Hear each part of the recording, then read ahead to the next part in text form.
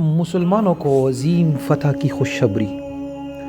جب حضور نبی کریم صلی اللہ علیہ وسلم اور مشرکین کے درمیان حدیبیہ کی صلح اور معاہدے پر دستخط ہو گئے تو آپ صلی اللہ علیہ وسلم نے صحابہ کرام رضوان اللہ تعالی علیہم اجمعین کو قربانی کرنے اور سر منڈوانے کا حکم دیا۔ آپ صلی اللہ علیہ وسلم کا یہ حکم صحابہ پر بہت دشوار گزرا۔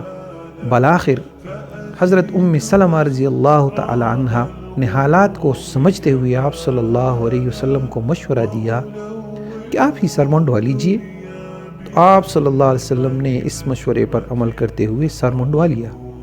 یہ دیکھ کر صحابہ رضوان اللہ تعالی علیہم اجمعین نے بھی اس پر عمل کیا۔ 3 روز حدیبیہ میں قیام کر کے صحابہ کے ساتھ جاتے وقت حضور نبی کریم صلی اللہ علیہ وسلم پر سورہ الفتح کی آیت نازل ہوئی، جس کا ترجمہ ہے کہ بے شک ہم نے آپ کو ایک کھلی ہوئی فتح عطا فرمائی۔ حضرت عمر رضی اللہ تعالیٰ عنہ جو اس معاہدے کی شرط کو اپنے لیے بے عزتی کا سبب سمجھ رہے تھے، ان آیات کریمہ کے نازل ہونے کے بعد پوری طرح مطمئن ہو گئے۔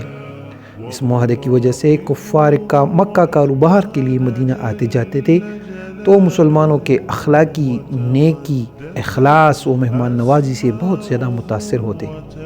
اس حسن سلوک کی وجہ سے حضرت خالد بن ولید رضی اللہ تعالیٰ عنہ اور عمر بن العاص رضی اللہ تعالیٰ عنہ کے ساتھ بے شمار لوگوں نے صلح حدیبیہ اور فتح مکہ کے دوران اسلام قبول کر لیا۔